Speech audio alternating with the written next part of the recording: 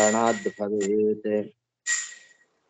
पृथ्वीमण्डलमध्यस्थाः पूर्णबोधमतानुगाः वैष्णवा विष्णुहृदयाः तन्नमस्ये गुरुन्मम।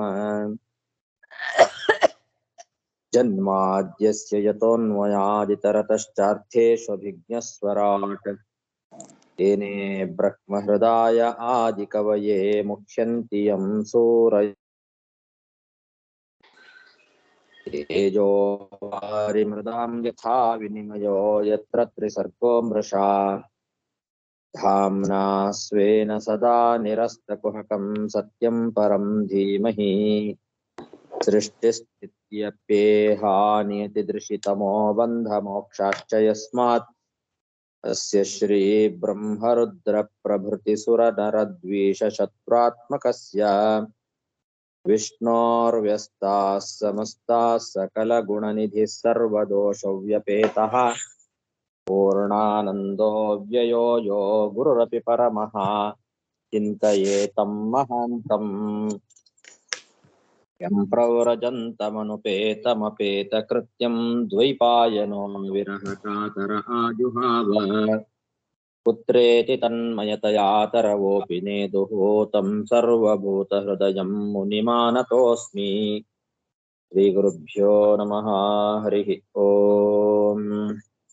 ಶ್ರೀಮದ್ಭಾಗವತದ ಪಂಚಮ ಸ್ಕಂಧದ 13ನೇ ಅಧ್ಯಾಯದಲ್ಲಿ ಇವತ್ತು 28ನೇ ಶ್ಲೋಕ.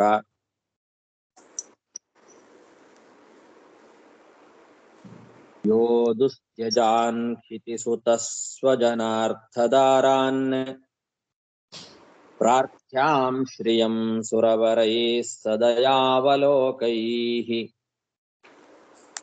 ನೈಚ್ಛನ್ ನೃಪಸ್ತದುಚಿತಂ ಮಹತಾಂ ಮಧುದ್ವಿಟ್ ಸೇವಾನುರಕ್ತಮನಸಾಮಭವೋಪಿ ಫಲ್ಗುಃ. ಭರತನ ಮಹಿಮೆಯನ್ನ ವರ್ಣನೆ ಮಾಡತಕ್ಕಂತಹ ಶ್ಲೋಕಗಳು ಇವೆಲ್ಲ. ಶುಕಾಚಾರ್ಯರು ಪರೀಕ್ಷಿತ್ ರಾಜನಿಗೆ ಆ ಭರತ ಚಕ್ರವರ್ತಿಯ ಮಹಿಮೆಗಳನ್ನ ಕೊಂಡಾಡ್ತಕ್ಕಂತಹ ಶ್ಲೋಕಗಳನ್ನ ಹೇಳ್ತಾ ಇದ್ದಾರೆ. ಆರ್ಷಭಸ್ಯೇಹ ರಾಜರ್ಷೇಹ ಮನಸಾಪಿ ಮಹಾತ್ಮನಃ ಅಂತ ಈ ಭರತ ಹಿಡಿದಂತಹ ಮೋಕ್ಷ ಮಾರ್ಗವನ್ನ ಬೇರೆ ಯಾವ ರಾಜರು ಕೂಡ ಮನಸ್ಸಿನಲ್ಲಿಯೂ ಹಿಡಿಲಿಕ್ಕೆ ಸಾಧ್ಯ ಇಲ್ಲ. ಅಂತಹ ಉತ್ತಮವಾದ ರೀತಿಯಲ್ಲಿ ಮೋಕ್ಷ ಮಾರ್ಗದಲ್ಲಿ ನಡೆದಿರ್ತಕ್ಕಂಥವನು ಅನ್ನೋದನ್ನ ವರ್ಣನೆ ಮಾಡ್ತಾ ಬರ್ತಾ ಇದ್ದಾರೆ. ಅದರಲ್ಲಿ ಇದು 3ನೇ ಶ್ಲೋಕ. ಅವನಿಗೆ ಇರ್ತಕ್ಕಂತಹ ರಾಜ್ಯ ಅದು ಬೇರೆ ಯಾರಿಗಾದರೂ ಇದ್ದಿದ್ರೆ ಖಂಡಿತವಾಗಿಯೂ ಬಿಡ್ತಿರ್ಲಿಲ್ಲ. ಅಂತಹ ದುಸ್ತ್ಯಜವಾದಂತಹ ರಾಜ್ಯ ಸಂಪತ್ತು. ಅದೇ ರೀತಿ ಮಕ್ಕಳು ಕೂಡ ಹಾಗೆ ಇದ್ದರು. ಆ ಭರತನ ಮಕ್ಕಳು, ಅವನ ಮೊಮ್ಮಕ್ಕಳು, ಬಂಧುವರ್ಗ, ಸಂಪತ್ತು, ಹೆಂಡತಿಯರು, ಇದೆಲ್ಲ ಕೇವಲ ಮನುಷ್ಯರಿಗೆ ಮಾತ್ರ ಅಲ್ಲ, ದೇವತೆಗಳಿಗೂ ಕೂಡ ಬೇಕು ಎಂಬುದಾಗಿ ಅನಿಸ್ತಕ್ಕಂತಹ ಐಶ್ವರ್ಯ ಅವನಲ್ಲಿತ್ತಂತೆ. ಭರತನಲ್ಲಿದ್ದಂತಹ ಐಶ್ವರ್ಯ ಬರೇ ಮನುಷ್ಯರಿಗೆ ಮಾತ್ರ ಅಲ್ಲ, ದೇವತೆಗಳಿಗೂ ಕೂಡ ಇದು ನಮಗೆ ಬೇಕು ಅಂತ ಅನಿಸುವಂತಹ ರೀತಿಯಲ್ಲಿ ಇತ್ತು. ಶ್ರಿಯಂ ಸುರವರೈಹಿ ಪ್ರಾರ್ಥ್ಯಾಂ, ದೇವತೆಗಳು ಇದು ನಮಗೆ ಬೇಕು ಅಂತ ಬಯಸ್ತಕ್ಕಂತಹ ರೀತಿ ಸಂಪತ್ತನ್ನ ಪಡ್ಕೊಂಡಿದ್ದ. ಅಂತಹ ಐಶ್ವರ್ಯವನ್ನ ಭರತ ಚಕ್ರವರ್ತಿ ಅನುಭವಿಸ್ಬೇಕು ಅಂತ ಇಚ್ಛೆ ಪಡ್ಲಿಲ್ಲ. ಅದನ್ನೂ ಬಿಟ್ಟು ಬಂದ. ಹಿಂದಿನ ಶ್ಲೋಕದಲ್ಲಿ ಹೇಳಿದರು, ಅನಾಯಾಸವಾಗೇ ಬಿಟ್ಟು ಬಂದ. ಮಲವತ್, ಮಲ ವಿಸರ್ಜನೆ ಮಾಡುವಂತೆ ಅನಾಯಾಸವಾಗಿ ಪರಿತ್ಯಾಗ ಮಾಡಿದ. ಯುವಕನಾಗಿರುವಾಗಲೇನೆ. ಎಂಥ ಅದ್ಭುತ ಇದು! ಇದು ಸರಿಯಾಗೇ ಇದೆ ಅಂತ ಹೇಳ್ತಾ ಇದ್ದಾರೆ. ಅದು ಯುಕ್ತವೇ. ಯಾಕೆ ಅಂದ್ರೆ ಮಧುದ್ವಿಟ್ ಸೇವಾನುರಕ್ತ ಮನಸಾಂ, ಯಾರು ಮಧುದ್ವಿಟ್ ಮಧುನಾಮಕ ದೈತ್ಯನ ಸಂಹಾರಕನಾದಂತಹ ಭಗವಂತನ ಸೇವೆಯಲ್ಲಿ ಮನಸ್ಸನ್ನ ಇಟ್ಟವರಿಗೆ, ಮಹಾತ್ಮರಿಗೆ ಮೋಕ್ಷವೂ ಕೂಡ ಅದೇನು ದೊಡ್ಡ ಪುರುಷಾರ್ಥ ಅಂತ ಅನ್ಸೋದಿಲ್ಲ. ಭಗವಂತನ ಸೇವೆಯೇ ಅವರಿಗೆ ದೊಡ್ಡದು. ಆ ಭಗವಂತನ ಸೇವೆಯ ಮುಂದೆ ಮೋಕ್ಷವೂ ಕೂಡ ಅವರಿಗೆ ಏನ್ ದೊಡ್ಡ ಪುರುಷಾರ್ಥ ಅಲ್ಲ ಅಂತ ಅಂತಕ್ಕಂಥವ್ರು. ಹಾಗಾಗಿ ಇಂತಹ ಅದ್ಭುತವಾದ ಒಂದು ಸಂಪತ್ತು, ರಾಜ್ಯ, ಐಶ್ವರ್ಯ ಇದೆಲ್ಲ ಅವನಿಗೆ ಬೇಡ ಅಂತ ಅನ್ಸಿದ್ದು ದೊಡ್ಡ ವಿಷಯ ಏನಲ್ಲ ಅಂತಾರೆ. ಸರಿಯಾಗೇ ಇದೆ, ಅವನಿಗೆ ಆ ರೀತಿ ಅನಿಸಿದ್ದು ಸರಿಯಾಗೇ ಇದೆ. ಯಾಕೆ ಅಂದ್ರೆ ಮಹಾತ್ಮರು ಮೋಕ್ಷವನ್ನು ಕೂಡ ಪುರುಷಾರ್ಥ ಅಂತ ಅವರಿಗೆ ಅನ್ಸೋದಿಲ್ಲ. ಭಗವಂತನ ಸೇವೆಯೇ ಅವರಿಗೆ ದೊಡ್ಡದಾಗಿರ್ತದೆ. ಭಗವಂತನ ಸೇವಾ ಅನುರಕ್ತ ಮನಸಾಂ, ಭಗವಂತನ ಸೇವೆಯಲ್ಲಿ ಅನುರಕ್ತವಾದ ಮನಸ್ಸುಳ್ಳವರಿಗೆ ಮೋಕ್ಷವೂ ಕೂಡ ಅದು ದೊಡ್ಡ ಪುರುಷಾರ್ಥ ಏನು ಅನ್ಸೋದಿಲ್ಲ, ಆದರ ಅಂತ ಅನ್ಸೋದಿಲ್ಲ, ತುಚ್ಛವೇ ಆಗ್ತದೆ. ಫಲ್ಗುಹು ಅಂದ್ರೆ ಮೋಕ್ಷವೂ ಕೂಡ ತುಚ್ಛವೇ, ಅಲ್ಪವೇ. ಅವರಿಗೆ ಭಗವಂತನ ಸೇವೆಯೇ ಅವರಿಗೆ ಪ್ರಧಾನವಾಗಿರ್ತದೆ. ಹಾಗಾಗಿ ಈ ಭರತನಿಗೆ ಇದೆಲ್ಲವನ್ನೂ ಕೂಡ ಅವನು ತ್ಯಾಗ ಮಾಡಿದ ಅಂತನ್ನೋದು ಅವನಿಗೆ ಅದು ಯುಕ್ತವೇ ಆಗಿದೆ. ಯೋ ದುಸ್ತ್ಯಜಾನ್ ಕ್ಷಿತಿಸುತ ಸ್ವಜನಾರ್ಥದಾರಾನ್ ಪ್ರಾರ್ಥ್ಯಾಂ ಶ್ರಿಯಂ ಸುರವರೈ ಸದಯಾವಲೋಕೈಃ ನೈಚ್ಛನ್ ನೃಪಸ್ತದುಚಿತಂ ಮಹತಾಂ ಮಧುದ್ವಿಟ್ ಸೇವಾನುರಕ್ತ ಮನಸಾಂ ಅಭವೋಪಿ ಫಲ್ಗುಃ. ಯಜ್ಞಾಯ ಧರ್ಮಪತಯೇ ವಿಧಿ ನೈಪುಣಾಯ ಯೋಗಾಯ ಸಾಂಖ್ಯ ಶಿರಸೆ ಪ್ರಕೃತೀಶ್ವರಾಯ ನಾರಾಯಣಾಯ ಹರಯೇ ನಮ ಇತ್ಯುದಾರಂ ಗಾಯನ್ ಮೃಗತ್ವಮಪಿ ಯಃ ಸಮುದಾಜಹಾರ.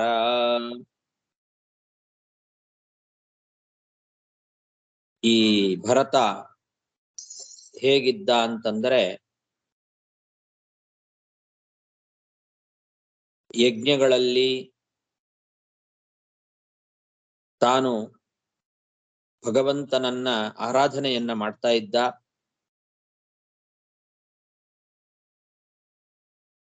ಭಗವಂತನನ್ನ ಆ ಯಜ್ಞಗಳಿಗೆ ಒಡೆಯ ಅಂತ ತಿಳಿದು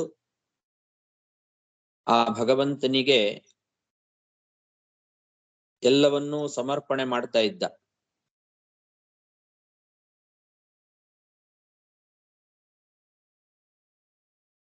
ಭಗವಂತನನ್ನೇ ಯಜ್ಞಪತಿ ಧರ್ಮಪತಿ ಅಂತ ತಿಳಿದವನಾಗಿದ್ದ. ಅಂತಹ ಭಗವಂತನಿಗೆ ನಮಸ್ಕಾರ ಅಂತ ಹೀಗೆ ಗಾನ ಮಾಡ್ತಾ ಇದ್ದ. ಯಾವಾಗ ಅಂದ್ರೆ ಕೇವಲ ಭರತ ಚಕ್ರವರ್ತಿ ಆಗಿದ್ದಾಗ ಮಾತ್ರ ಅಲ್ಲ, ಮುಂದಿನ ಮೃಗ ಜನ್ಮ ಬಂದಾಗಲೂ ಕೂಡ, ಮುಂದಿನ ಜನ್ಮದಲ್ಲಿ ಅವನು ಒಂದು ಜಿಂಕೆಯಾಗಿ ಹುಟ್ಟಿದಾಗಲೂ ಕೂಡ ಆವಾಗಲೂ ಹೀಗೆ ಗಾನವನ್ನ ಮಾಡ್ತಾ ಇದ್ದ. ಗಾಯನ್ ಮೃಗತ್ವಮಪಿ. ಯಾವ ರೀತಿ ಗಾನ ಮಾಡ್ತಾ ಇದ್ದ? ಯಜ್ಞಾಯ ಧರ್ಮಪತಯೇ ವಿಧಿ ನೈಪುಣಾಯ ಯೋಗಾಯ ಸಾಂಖ್ಯ ಶಿರಸೆ ಪ್ರಕೃತೀಶ್ವರಾಯ ನಾರಾಯಣಾಯ ಹರಯೇ ನಮಃ ಇತಿ. ಈ ರೀತಿ ಉದಾರವಾಗಿ ಗಾನ ಮಾಡ್ತಾ ಇದ್ದ. ಉತ್ಕೃಷ್ಟವಾದ ಗಾನ. ಏನಂತ? ಯಜ್ಞಾಯ, ಯಜ್ಞನಿಗೆ ನಮಸ್ಕಾರ ಅಂತ. ಯಜ್ಞ ಅಂದ್ರೆ ಯಜ್ಞಗಳಲ್ಲಿ ಆರಾಧ್ಯನಾದಂತಹ ದೇವತೆಯೇ ನಿನಗೆ ನಮಸ್ಕಾರ. ಧರ್ಮಪತಯೇ, ಎಲ್ಲ ಧರ್ಮಗಳಿಗೆ ಒಡೆಯನಾಗಿರ್ತಕ್ಕಂತಹ ಭಗವಂತ ನಿನಗೆ ನಮಸ್ಕಾರ. ವಿಧಿ ನೈಪುಣಾಯ, ವಿಧಿಗಳು ಅಂದ್ರೆ ವಿಹಿತವಾದ ಕರ್ಮಗಳೇನಿದ್ದಾವೆ, ಶಾಸ್ತ್ರಗಳಲ್ಲಿ ವಿಹಿತವಾದ ಕರ್ಮಗಳು, ಆ ಎಲ್ಲ ಕರ್ಮಾನುಷ್ಠಾನಗಳಲ್ಲಿ ನೈಪುಣ್ಯವನ್ನ ಕೊಡುವವನು ನೀನು. ಅಂತಹ ಎಲೆ ಭಗವಂತ ನಿನಗೆ ನಮಃ. ಯೋಗಾಯ ನಮಃ. ಯೋಗ ಅಂದ್ರೆ ಎಲ್ಲ ಸಾಧನಗಳು. ಅಂತಹ ಎಲ್ಲ ಸಾಧನಗಳಿಗೆ ಇಂದ್ರಿಯಗಳನ್ನ ತಮ್ಮ ತಮ್ಮ ವಿಷಯಗಳಲ್ಲಿ ತೊಡಗಿಸ್ತಕ್ಕಂಥವನು ನೀನಾಗಿದ್ದಿ. ಎಲ್ಲರ ಇಂದ್ರಿಯಗಳಿಗೆ ನಿಯಾಮಕ ನೀನು. ಪ್ರತಿಯೊಬ್ಬರ ಇಂದ್ರಿಯಗಳನ್ನು ಕೂಡ ಅವರವರ ವಿಷಯ ಪದಾರ್ಥಗಳಲ್ಲಿ ತೊಡಗಿಸುವವನು ನೀನು. ಅಂತಹ ನಿನಗೆ ನಮಸ್ಕಾರ.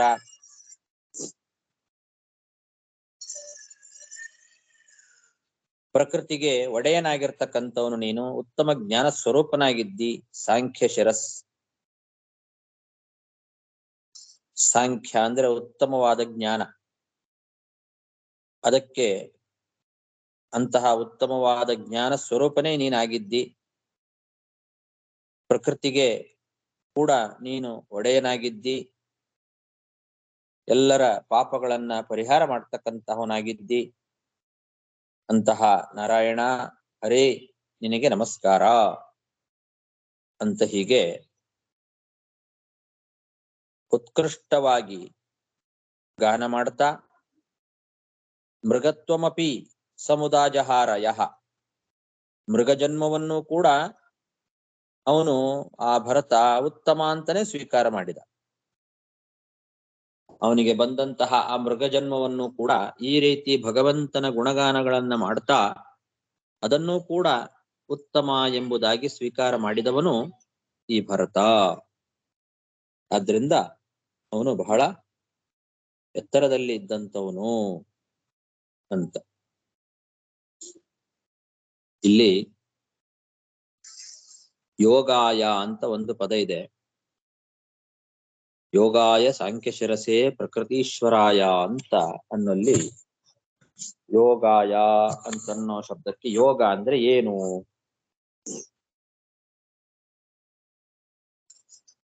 ಯೋಗ ಅಂತನ್ನೋ ಶಬ್ದಕ್ಕೆ ಯುಜ್ಯತೆ ಅನೇನ ಇತಿ ಯೋಗ ಹರಿಹಿ ಅಂತ ಮಧ್ವಾಚಾರ್ಯರು ಯೋಗ ಅಂತಂದ್ರೆ ಹರಿ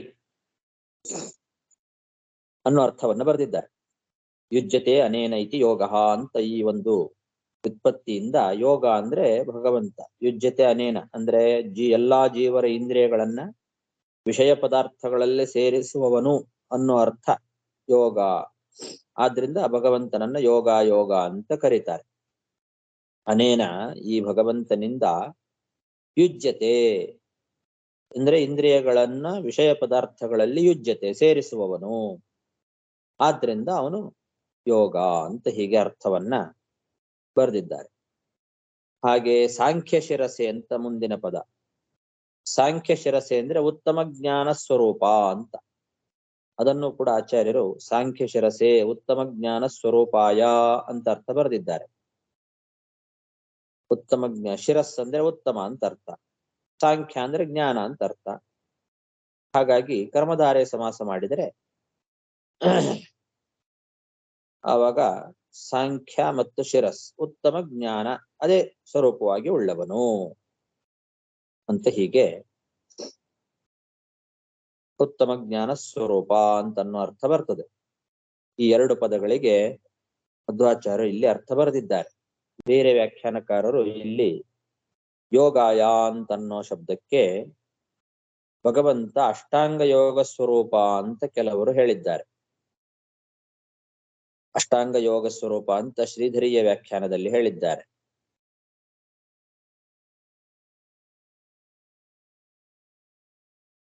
ಇನ್ನು ವೀರರಾಘವ ವ್ಯಾಖ್ಯಾನ ಮೊದಲಾದವರು ಯೋಗ ಶಬ್ದ ಯೋಗ ಗಮ್ಯನಲ್ಲಿ ಔಪಚಾರಿಕವಾಗಿ ಹೇಳಲ್ಪಟ್ಟಿದೆ ಅಂತ ಹೇಳ್ತಾರೆ. ಅವನು ಯೋಗ ಗಮ್ಯ, ಆದರೆ ಔಪಚಾರಿಕವಾಗಿ ಅವನನ್ನ ಯೋಗ ಅಂತ ಕರೆದಿದ್ದಾರೆ ಅಂತ ಹಾಗೆ ಹೇಳ್ತಾರೆ. ಆದ್ರೆ ಎಲ್ಲಾ ಶಬ್ದಗಳಿಗೂ ಕೂಡ ಭಗವಂತ ಮುಖ್ಯವಾಗಿ ಪ್ರತಿಪಾದ್ಯ, ಔಪಚಾರಿಕ ಅಂತ ಅನ್ನೋದು ಸರಿಯಲ್ಲ. ಇನ್ನು ಶುಕದೇವ ವ್ಯಾಖ್ಯಾನದಲ್ಲಿ ಯುಜ್ಯತೆ ಭಕ್ತೈಹಿ ಸ್ವಾನುಕೂಲ್ಯೇ ಪ್ರವರ್ತತೆ ಅಂತ ಆ ರೀತಿ ಅರ್ಥ ಬರೆದು, ಭಕ್ತರು ಭಗವಂತನನ್ನ ಒಲಿಸಿಕೊಳ್ಳುತ್ತಾರೆ ಅಂತ ಸ್ವಲ್ಪ ಕಷ್ಟಪಟ್ಟು ವ್ಯಾಖ್ಯಾನ ಮಾಡಿದ್ದಾರೆ. ಗಿರಿಧರಿಯ ವ್ಯಾಖ್ಯಾನದಲ್ಲೂ ಕೂಡ ಅಷ್ಟಾಂಗ ಯೋಗದಿಂದ ಲಭ್ಯ ಅಂತ ಅರ್ಥ ಮಾಡಿದ್ದಾರೆ.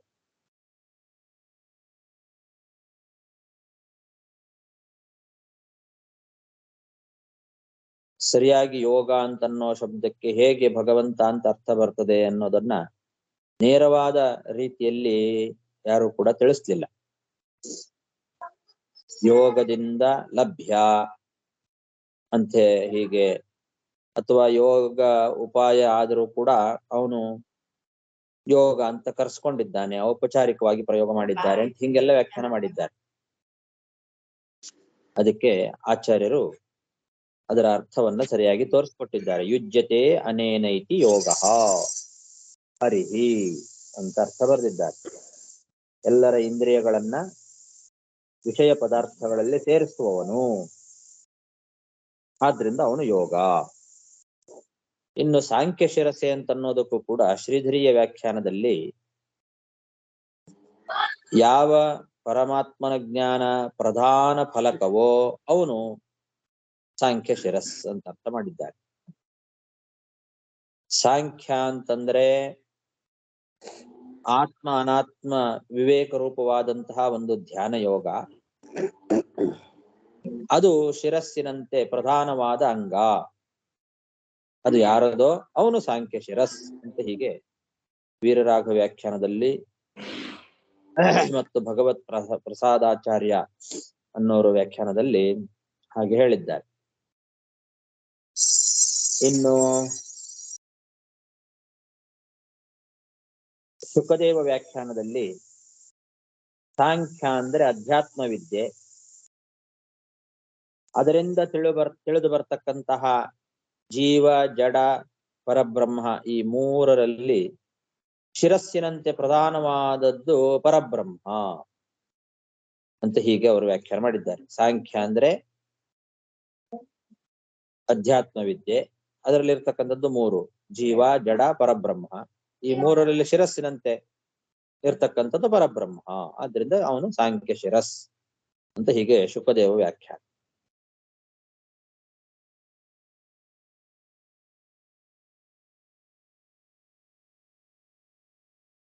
ಅದಕ್ಕೆ ಆಚಾರ್ಯರು ಸಾಂಖ್ಯ ಶಿರಸ್ ಅನ್ನೋ ಶಬ್ದಕ್ಕೆ ಉತ್ತಮ ಜ್ಞಾನ ಸ್ವರೂಪಾಯ ಅನ್ನೋ ಅರ್ಥವನ್ನ ಬಹಳ ಸುಲಭವಾಗಿ ಬರೆದಿದ್ದಾರೆ. ಹೀಗೆ ಯೋಗಾಯ ಅಂದ್ರೆ ಎಲ್ಲ ಜೀವರ ಇಂದ್ರಿಯಗಳನ್ನ ತಮ್ಮ ತಮ್ಮ ವಿಷಯ ಪದಾರ್ಥಗಳಲ್ಲಿ ತೊಡಗಿಸ್ತಕ್ಕಂತಹ ಭಗವಂತನಿಗೆ ನಮಸ್ಕಾರ. ಸಾಂಖ್ಯ ಶಿರಸೆ ಉತ್ತಮ ಜ್ಞಾನ ಸ್ವರೂಪನಾದಂತಹ ಎಲೆ ಭಗವಂತ ನಿನಗೆ ನಮಸ್ಕಾರ ಅಂತ ಹೀಗೆ ಭಗವಂತನನ್ನ ಗಾನ ಮಾಡ್ತಾ, ಮೃಗತ್ವಮಪಿ ಆ ಮೃಗ ಜನ್ಮವನ್ನು ಕೂಡ ಸಾರ್ಥಕ ಮಾಡಿಕೊಂಡವನು, ಅದನ್ನು ಕೂಡ ಬಹಳ ಯೋಗ್ಯ ಅಂತ ಸ್ವೀಕಾರ ಮಾಡಿರ್ತಕ್ಕಂಥವನು ಈ ಭರತ. ಆದ್ರಿಂದ ಅವನು ಬಹಳ ಉತ್ತಮನಾಗಿರ್ತಕ್ಕಂತಹ ಚಕ್ರವರ್ತಿ ಅಂತ ಸ್ತೋತ್ರ ಮಾಡುತ್ತಾ ಇದ್ದಾರೆ. ಯಜ್ಞಾಯ ಧರ್ಮಪತಯೇ ವಿಧಿ ನೈಪುಣಾಯ ಯೋಗಾಯ ಸಾಂಖ್ಯ ಶಿರಸೆ ಪ್ರಕೃತೀಶ್ವರಾಯ ನಾರಾಯಣಾಯ ಹರಯೇ ನಮ ಇತ್ಯುದಾರಂ ಗಾಯನ್ ಮೃಗತ್ವಮಪಿ ಯಃ ಸಮುದಾಜಹಾರ.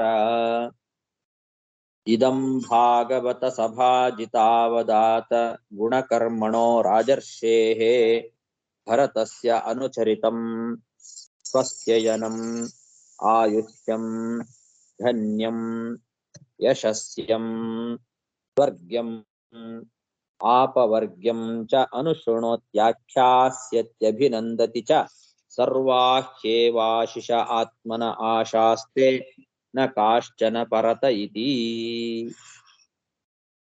ಭಗವಂತನ ಭಕ್ತ ಈ ಭರತ ಉತ್ತಮ ಭಗವದ್ಭಕ್ತ, ಭಾಗವತ ಸಭಾಜಿತ ಅವಧಾತ ಗುಣಕರ್ಮ.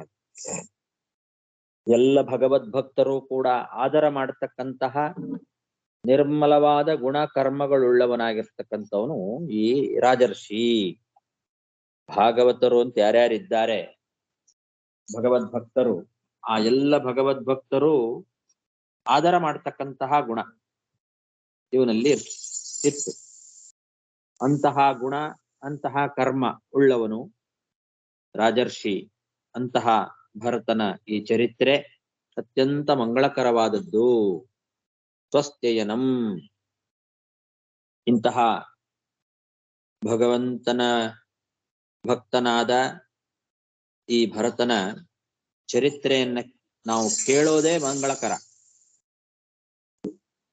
ಅದು ನಮಗೆ ಆಯುಷ್ಯವನ್ನ ತಂದು ಕೊಡ್ತದೆ, ಧನ ಸಂಪತ್ತನ್ನ ತಂದು ಕೊಡ್ತದೆ, ಕೀರ್ತಿಯನ್ನ ತಂದು ಕೊಡ್ತದೆ, ಸ್ವರ್ಗ ಮೋಕ್ಷಗಳನ್ನು ಕೂಡ ತಂದು ಕೊಡ್ತಕ್ಕಂಥದ್ದು ಈ ಭರತನ ಚರಿತ್ರೆ. ಸ್ವಸ್ಥೇಯನಂ ಆಯುಷ್ಯಂ ಧನ್ಯಂ ಯಶಸ್ಯಂ ಸ್ವರ್ಗ್ಯಂ ಆಪವರ್ಗ್ಯಂ ಚ ಅಂತ. ಆಪವರ್ಗ್ಯ ಅಂದ್ರೆ ಮೋಕ್ಷ, ಮೋಕ್ಷವನ್ನು ತಂದು ಕೊಡುತ್ತದೆ. ಇದನ್ನ ಯಾರು ಕೇಳ್ತಾರೋ, ಹೇಳ್ತಾರೋ, ಅನುಭವಿಸ್ತಾರೋ ಅಂತಹ ಎಲ್ಲ ಮನುಷ್ಯರು ಕೂಡ ಅನುಶೃಣೋತಿ ಆಖ್ಯಾಸತಿ ಅಭಿನಂದತಿ ಚ ಸರ್ವಾಹಿ ಏವ ಆಶಿಷಃ ಆತ್ಮನಃ ಆಶಾಸ್ತೆ. ಅಂತಹ ವ್ಯಕ್ತಿಗಳಿಗೆ ಎಲ್ಲ ಅಭೀಷ್ಟಗಳನ್ನು ಕೂಡ ತಂದು ಕೊಡ್ತಾನೆ ಭಗವಂತ. ಅವರು ಎಲ್ಲರೂ ಕೂಡ ಭಗವಂತನಿಂದಲೇ ಪಡೀಬೇಕು ಅಂತ ಅಪೇಕ್ಷೆ ಪಡ್ತಾರೆ. ಭಗವಂತನನ್ನ ಬಿಟ್ಟು ಬೇರೆ ಇನ್ಯಾರಿಂದಲೂ ಕೂಡ ಯಾವುದೇ ರೀತಿಯಾದ ವರಗಳನ್ನು ಕೇಳಬೇಕು ಅಂತ ಅಪೇಕ್ಷೆ ಪಡೋದೇ ಇಲ್ಲ. ಯಾರು ಈ ಭರತನ ಒಂದು ಚರಿತ್ರೆಯನ್ನ ಕೇಳ್ತಾರೋ, ಯಾರು ಹೇಳ್ತಾರೋ, ಯಾರು ಅನುಭವಿಸ್ತಾರೋ ಅವ್ರು ಯಾರೂ ಕೂಡ ಭಗವಂತನನ್ನ ಬಿಟ್ಟು ಬೇರೆ ಇನ್ಯಾರಿಂದಲೂ ಏನನ್ನೂ ಬಯಸೋದೇ ಇಲ್ಲ. ಏನೇ ಕೇಳೋದಾದ್ರೂ ಕೇವಲ ಭಗವಂತನಿಂದಲೇ ಕೇಳ್ತಾರೆ. ಭಗವಂತನಿಂದಲೇ ಎಲ್ಲ ರೀತಿಯಾದ ಅಭೀಷ್ಟಗಳನ್ನ ಪಡೆಯಬೇಕು ಅಂತ ಅಪೇಕ್ಷೆ ಪಡ್ತಾರೆ ಹೊರತು ಭಗವಂತನನ್ನ ಬಿಟ್ಟು ಬೇರೆ ಯಾರಿಂದಲೂ ಏನನ್ನೂ ಅಪೇಕ್ಷೆ ಪಡೋದಿಲ್ಲ ಅಂತರ್ಥ. ಸರ್ವಾಹಿ ಏವ ಆಶಿಷಃ ಆತ್ಮನಃ ಆಶಾಸ್ತೆ ನ ಕಾಶ್ಚನ ಪರತಃ ಐತಿ. ಭಗವಂತನಿಂದಲೇ ಅಪೇಕ್ಷೆ ಪಡ್ತಾರೆ ಹೊರತು ಬೇರೆ ಇನ್ಯಾರಿಂದಲೂ ಅಪೇಕ್ಷೆ ಪಡೋದಿಲ್ಲ. ಯಾರು ಈ ಭರತ ಚಕ್ರವರ್ತಿಯ ಚರಿತ್ರೆಯನ್ನ ಹೇಳ್ತಾರೋ, ಕೇಳ್ತಾರೋ ಮತ್ತು ಅಭಿನಂದತಿ ಅಂದ್ರೆ ಅನುಭವಿಸ್ತಾರೋ ಅವರು, ಅಂತಹ ಚರಿತ್ರೆ ಈ ಭರತನ ಚರಿತ್ರೆ ಅಂತ ಅರ್ಥ. ಇದಂ ಭಾಗವತ ಸಭಾಜಿತ ಅವಧಾತ ಗುಣಕರ್ಮಣೋ ರಾಜರ್ಷೇಃ ಭರತಸ್ಯ ಅನುಚರಿತಂ ಸ್ವಸ್ಥಯನಂ ಆಯುಷ್ಯಂ ಧನ್ಯಂ ಯಶಸ್ಯಂ ಸ್ವರ್ಗ್ಯಂ ಆಪವರ್ಗ್ಯಂ ಚ ಅನುಶೃಣೋತ್ಯಾಖ್ಯಾಸತ್ಯಭಿನಂದತಿ ಚ ಸರ್ವಾಹಿ ಏವ ಆಶಿಷಃ ಆತ್ಮನ ಆಶಾಸ್ತೆ ನ ಕಾಶ್ಚನ ಪರತಃ ಇತಿ. इति श्रीमद्भागवते महापुराणे पारमहंस्याम् अष्टादशसाहस्र्यां संहितायां मय्यासिक्यां पञ्चमस्कन्धे त्रयोदशोऽध्यायः. ಶ್ರೀಕೃಷ್ಣಾರ್ಪಣಮಸ್ತು. ಅಲ್ಲಿಗೆ ಶ್ರೀಮದ್ಭಾಗವತದ ಪಂಚಮಸ್ಕಂದದ 13ನೇ ಅಧ್ಯಾಯ ಮುಗಿತು. ಮುಂದೆ 14ನೇ ಅಧ್ಯಾಯ.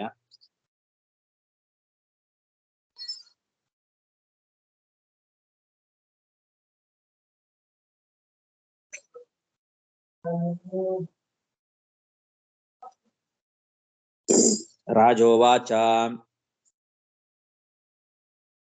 ಯೋ ಹವಾಯಿಹ ಬಹುವಿಧಾ ಮಹಾಭಾಗವತ ತ್ವಯಾಭಿಹಿತಃ ಪಾರೋಕ್ಷೇಣ ವಚಸಾ ಜೀವಲೋಕಸ್ಯ ಭವಾಧ್ವಾ ಸಖ್ಯಾರ್ಯ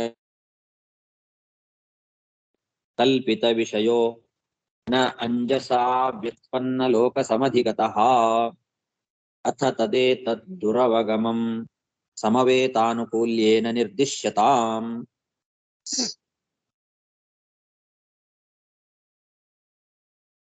ಈಗ ಪರೀಕ್ಷಿತ್ ರಾಜ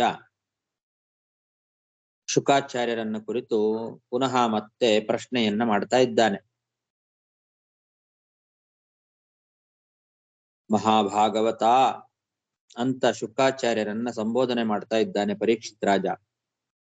ಎಲೆ ಪರಮ ಭಗವದ್ಭಕ್ತರಾದಂತಹ ಮುನಿಗಳೇ, ಸರ್ವಜ್ಞರಾದಂತಹ ನೀವು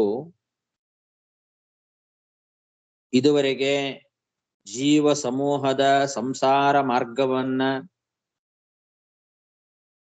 ವರ್ಣನೆ ಮಾಡಿದ್ರಿ. ಆದ್ರೆ ಬಹಳ ನಿಗೂಢವಾಗಿ ವರ್ಣನೆ ಮಾಡಿದ್ರಿ. ಎಲ್ಲ ಜೀವ ಸಮೂಹ ಅವರು ಸಂಸಾರ ಮಾರ್ಗದಲ್ಲಿ ಹೇಗಿರ್ತಾರೆ ಅನ್ನೋದನ್ನ ರೂಪಕ ಭಾಷೆಯಿಂದ ನಿಗೂಢವಾಗಿ ವರ್ಣನೆ ಮಾಡಿದ್ರಿ. ಅದರ ಅಭಿಪ್ರಾಯ ಎಲ್ರಿಗೂ ಅರ್ಥ ಆಗೋದಿಲ್ಲ, ಪಂಡಿತರಿಗೆ ಮಾತ್ರ ಅರ್ಥ ಆಗೋ ರೀತಿಯಲ್ಲಿ ನೀವು ಆ ಸಂಸಾರದ ಮಾರ್ಗವನ್ನ ವರ್ಣನೆ ಮಾಡಿದ್ರಿ. ಇದು ರೂಪಕ ಭಾಷಾ ಅಂತ ಕರೀತಾರೆ. ಇಂತಹ ರೂಪಕ ಭಾಷೆಯಲ್ಲಿ ವರ್ಣನೆ ಮಾಡಿದ್ದು ಆ ಭಾಷೆಯ ಪರಿಚಯ ಯಾರಿಗಿರೋದಿಲ್ವೋ ಅಂಥವರಿಗೆ ಸರಿಯಾಗಿ ಅರ್ಥ ಆಗೋದಿಲ್ಲ. ಕೇವಲ ಆ ಭಾಷೆಯನ್ನ ತಿಳ್ಕೊಂಡಂತಹ ಪಂಡಿತರಿಗೆ ಮಾತ್ರ ಅರ್ಥ ಆಗ್ತದೆ ನೀವು ಹೇಳಿದ ಆ ಅಭಿಪ್ರಾಯಗಳು. ಅಂತಹ ಒಂದು ಭಾಷೆಯಲ್ಲಿ ನೀವು ವರ್ಣನೆ ಮಾಡಿದ್ದೀರಿ. ಎಲ್ರಿಗೂ ಅರ್ಥ ಆಗೋ ಹಾಗೆ ಅದು ಇಲ್ಲ. ಪಂಡಿತರಿಗೆ ಮಾತ್ರ ಅರ್ಥ ಆಗುವ ರೀತಿಯಲ್ಲಿ ಈ ಸಂಸಾರದ ಮಾರ್ಗವನ್ನ, ಜೀವ ಸಮೂಹದ ಸಂಸಾರದ ಮಾರ್ಗವನ್ನ ವರ್ಣನೆ ಮಾಡಿದ್ರಿ. ಜೀವಲೋಕಸ್ಯ ಭವಾಧ್ವಾ ಸಹಿ ಆರ್ಯಮನೀಷಯ ಕಲ್ಪಿತ ವಿಷಯ. ಆರ್ಯಮನೀಷಯ ಕಲ್ಪಿತ ವಿಷಯ ಅಂದ್ರೆ ಹಾಗರ್ಥ.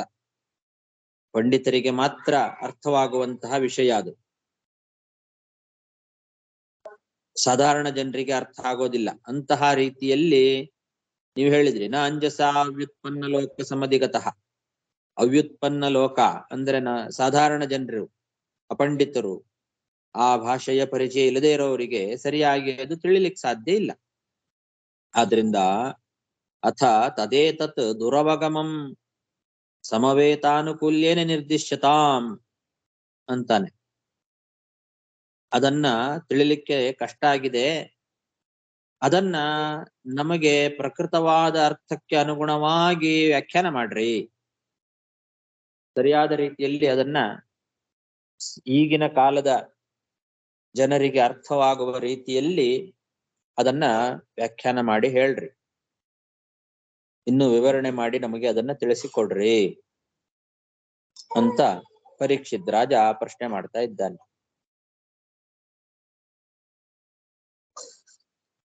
ಯೋ ಹವಾ ಇಹ ಬಹುವಿಧ ಮಹಾಭಾಗವತ ತ್ವಯಾಭಿಹಿತಃ ಪಾರೋಕ್ಷೇಣ ವಚಸಾ ಜೀವಲೋಕಸ್ಯ ಭವಾಧ್ವಾ ಸಹಿ ಆರ್ಯಮನೀಷಯ ಕಲ್ಪಿತ ವಿಷಯೋ ನ ಅಂಜಸಾ ಅವ್ಯುತ್ಪನ್ನ ಲೋಕ ಸಮಧಿಗತಃ ಅಥ ತದೇತದ್ ದುರವಗಮಂ ಸಮವೇತಾನುಕೂಲ್ಯೇನ ನಿರ್ದಿಶ್ಯತಾ.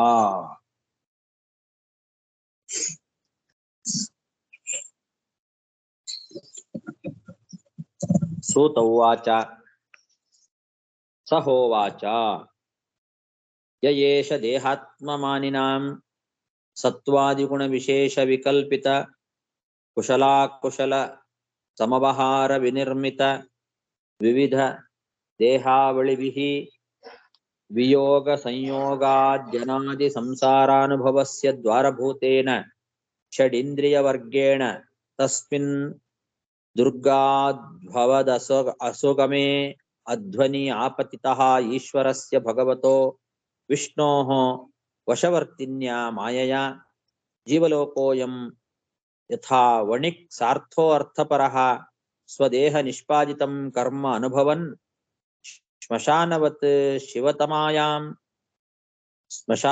ಶಿವತಮಾಯಾಂ ಸಂಸಾರಾಟವ್ಯಾಂ ಗತೋ ನ ಅದ್ಯಾಪಿ ವಿಫಲ ಬಹು ಯೋಗ ಸಹಸ್ರ ಹೃತ್ತಾಪೋಪಶಮನೀಂ ಹರಿಗುರು ಚರಣಾರವಿಂದ ಮಧುಕರ ಅನುಪದವೀಂ ಅವರುಂಧೆ.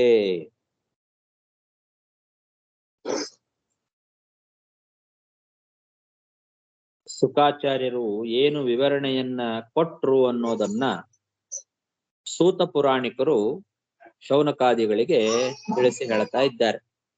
ಸೂತ ಉವಾಚ ಅಂದ್ರೆ ಹಾಗೆ.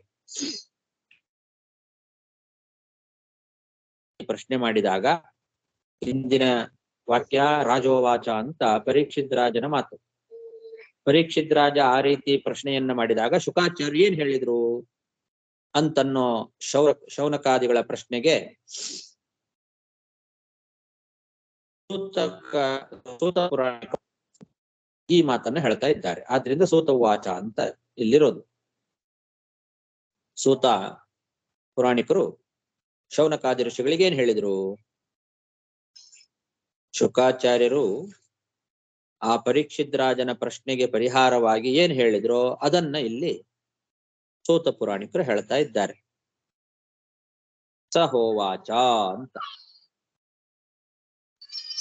ದೇಹದಲ್ಲಿ ನಾನು ನನ್ನದು ಅನ್ನೋ ಅಭಿಮಾನವನ್ನ ಯಾರು ಇಟ್ಟುಕೊಂಡಿರ್ತಾರೋ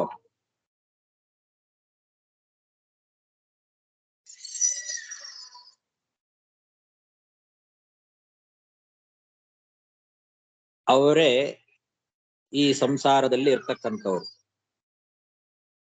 ಸತ್ವ, ರಜಸ್ಸು, ತಮಸ್ಸು ಎಂಬ ಈ 3 ಗುಣಗಳೇನಿದ್ದಾವೆ ಆ ಗುಣಗಳ ಅನುಸಾರವಾಗಿ ನಾನಾ ವಿಧವಾದ ಕರ್ಮಗಳು, ಪುಣ್ಯಕರ್ಮ, ಪಾಪಕರ್ಮ ಮೊದಲಾದ ಕರ್ಮ, ಮಿಶ್ರ ಕರ್ಮ,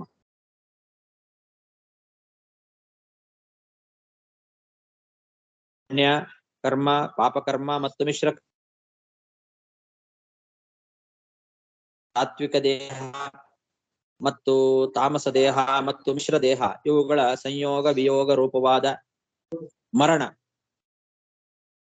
ಸಂಯೋಗ ಆಗೋದು, ದೇಹ ಸಂಯೋಗ ಆಗೋದೇ ಹುಟ್ಟು, ದೇಹ ವಿಯೋಗ ಆಗೋದೇ ಮರಣ. ಈ ಜನನ ಮರಣಗಳನ್ನ ಅನಾದಿ ಕಾಲದಿಂದ ಪಡಿತಾನೇ ಇರ್ತಾರೆ.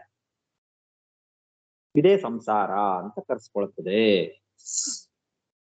ಸಂಸಾರ ಅಂತಂದ್ರೆ ಇದೆ. ಈ ದೇಹದ ಮೇಲೆ ನಾನು ನನ್ನದು ಅನ್ನೋ ಅಭಿಮಾನವನ್ನ ಇಟ್ಟುಕೊಂಡು ಆ ಅಭಿಮಾನದಿಂದ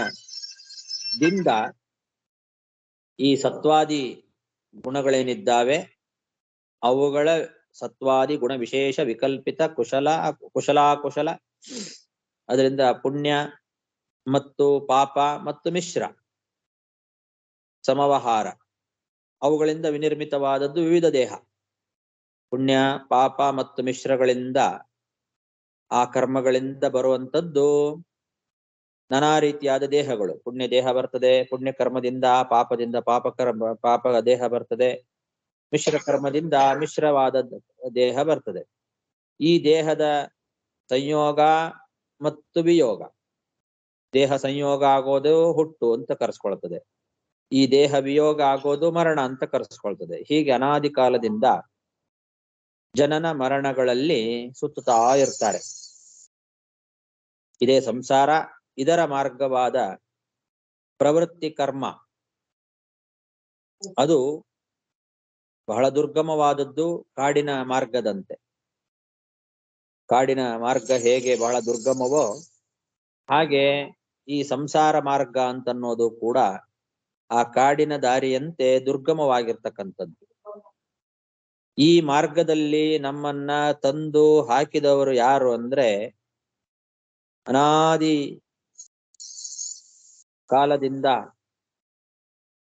ನಮ್ಮನ್ನ ಈ ಸಂಸಾರದ ಮಾರ್ಗದಲ್ಲಿ ತಳ್ಳಿ ಹಾಕಿದವಳು ಪ್ರಕೃತಿ.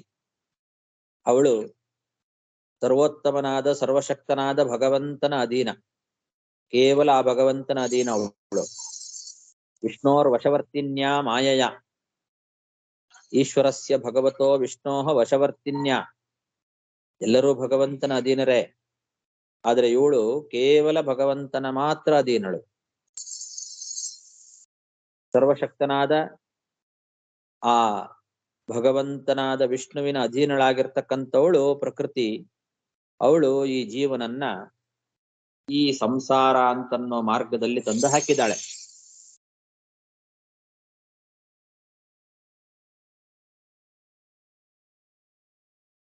ಇದು ಹೇಗಿದೆ ಅಂದ್ರೆ, ಒಬ್ಬ ವ್ಯಾಪಾರಿ ಹಣ ಸಂಪಾದನೆಗೆ ಅಂತ ಹೊರಟಿರ್ತಕ್ಕಂತಹ ವ್ಯಕ್ತಿ ದಾರಿ ತಪ್ಪಿ ಕಾಡು ದಾರಿಗೆ ಬಂದಂತೆ ಇದೆ. ಹಣ ಸಂಪಾದನೆ ಮಾಡ್ಲಿಕ್ಕೆ ಹೊರಟಿರ್ತಕ್ಕಂತಹ ಆ ವರ್ತಕರ ಸಮೂಹ, ವ್ಯಾಪಾರಿಗಳ ಸಮೂಹ ಎಲ್ಲಿ ಹೋಗಬೇಕು? ಎಲ್ಲಿ ಹೋದ್ರೆ ಹಣ ಸಿಗುತ್ತೋ ಆ ದಾರಿಯಲ್ಲಿ ಹೋಗಬೇಕು. ದಾರಿ ತಪ್ಪಿ ಕಾಡಿಗೆ ಬಂದ್ಬಿಟ್ರೆ, ಕಾಡಿನ ದಾರಿಗೆ ಬಂದ್ರೆ ಹೇಗಿರುತ್ತೆ? ಹಾಗಾಗಿ ಬಿಟ್ಟಿದೆ ಈ ಮಾರ್ಗ. ಜೀವನನ್ನ ದಾರಿ ತಪ್ಪಿಸಿ ಕಾಡಿನ ಮಾರ್ಗದಲ್ಲಿ ಹಾಕಿದಂತೆ ಇದೆ ಈ ಒಂದು ಪ್ರವೃತ್ತಿ ಕರ್ಮ.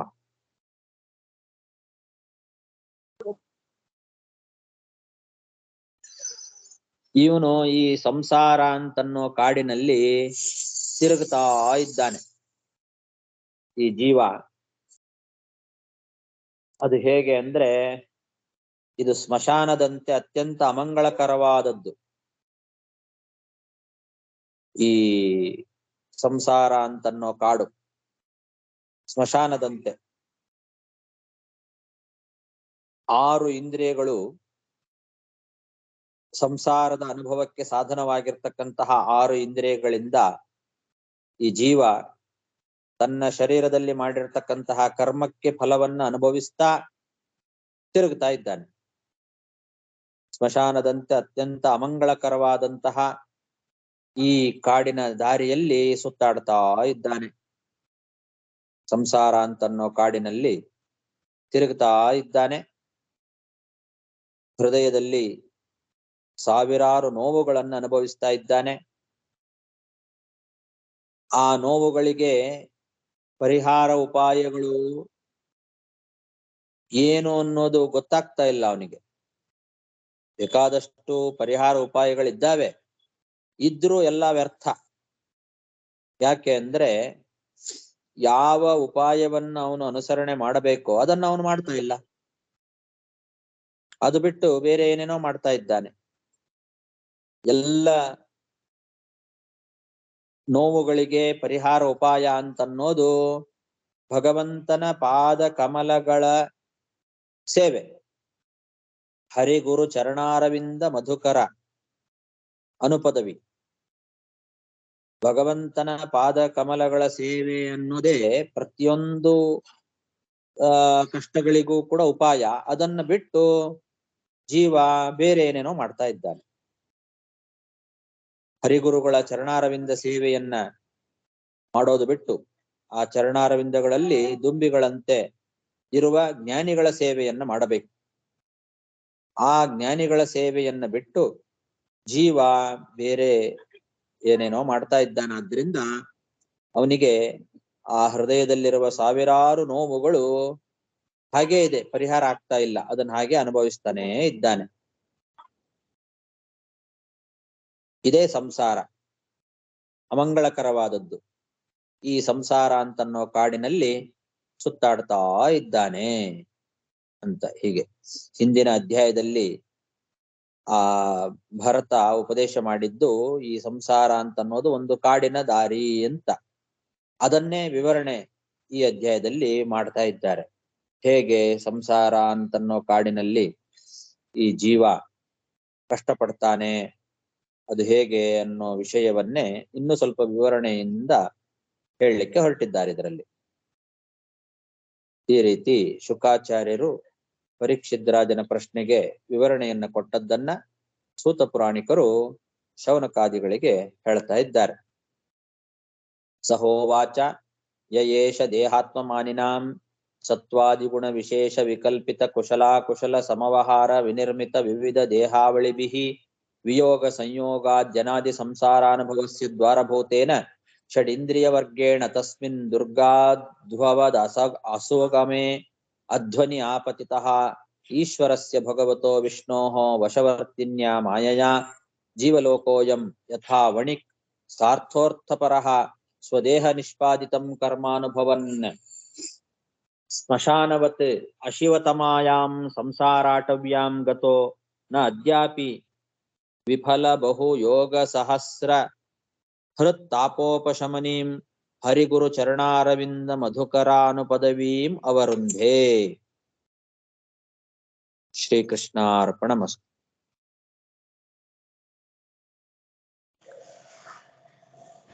ನಮಸ್ಕಾರ. ಧನ್ಯವಾದ. ನಮಸ್ಕಾರ. ಧನ್ಯವಾದ. ನಮಸ್ಕಾರ. ಧನ್ಯವಾದಗಳು ಆಚಾರ್ಯ.